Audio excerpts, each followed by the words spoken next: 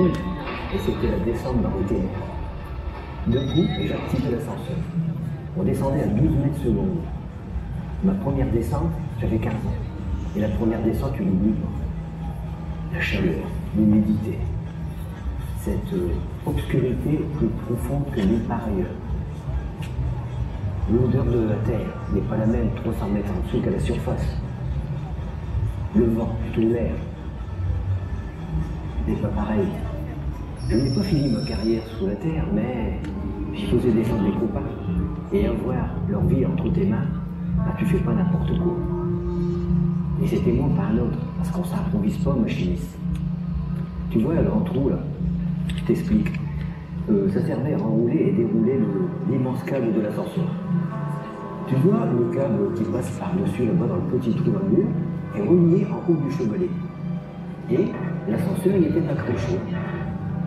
C'est par là qu'on passait pour le prendre. On peut encore voir la belle d'entrée bleue. La fermeture de la mine, ça a brisé quelques personnes et quelques amitiés. Certains voulaient tout détruire. Et t'imagines, ici, plus rien, tout détruit. Ça aurait fini comme toutes les autres usines, abandonnées, squattées, pillées, massacrées. Ah, mais ça a gueulé, hein. Je te dis, j'ai gueulé avec les copains. On était tous solidaires, on s'est battus, et tu vois, la mine et moi, bah, on est encore là. Mais le fait que la mine soit toujours là, c'est que c'est pas une usine comme une autre. Il y a une histoire profonde, c'est notre vie, et ça devient un peu la vôtre maintenant. Ça va faire un sacré paysage. Ah, t'as pas connu le terri qui était ici? Eh ben, tu sais, quand tu vas à Lille, tu roules dessus.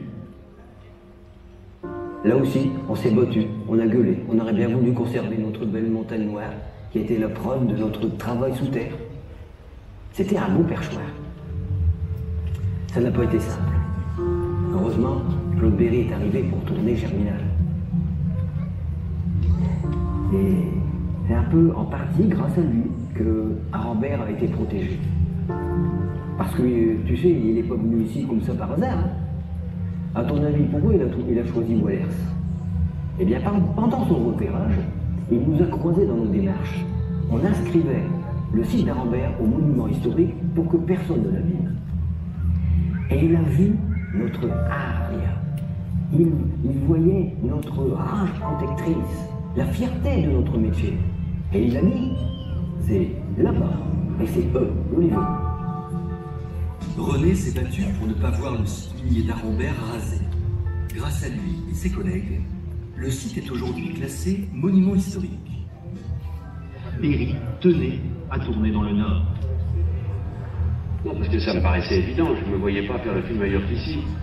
On l'a dit, peut-être les plus vraies grandes vedettes de ce film, ce sont les figurants. Il y a eu, sauf erreur, à peu près 10 cachets de figuration. Ce ne sont pas des figurants, hein, c'est le cœur du film, et comme vous le voyez, je précise, hein, c'est pas des figurants. Voilà. Dans le film, ils sont bien plus que des visages, des silhouettes. Parce que les personnages qu'ils interprètent, les mineurs de Germinal, sont leurs grands-parents, parce que beaucoup d'entre eux ont 20, 30 ans de fond. Et le tournage a été comme un coup de griffe dans les mémoires. Alors, tu peux voir ton papy dans le film. C'était la naissance de la vie culturelle et artistique d'Arambert.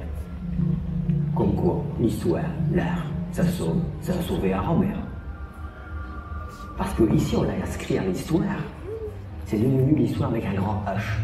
Ça a sauvé nos mémoires, si chères. Notre noir à nous. Si tous ces anciens mineurs voulaient participer, c'est qu'ils savaient que le film serait un hommage à leur métier, au monde ouvrier. Ce qu'ils ont retrouvé sur le tournage, c'est peut-être ce qu'ils regrettent le plus et qu'ils portent en eux, l'amitié et la chaleur.